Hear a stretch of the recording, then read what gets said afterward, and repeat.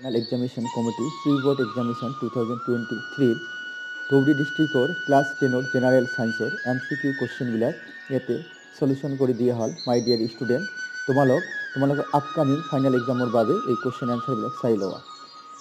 ইয়াতে question number আৰু answer number গাই আছে, তেনেহ'লে ভিডিঅ'টো সৰু হ'ব। চোৱা তোমালোক।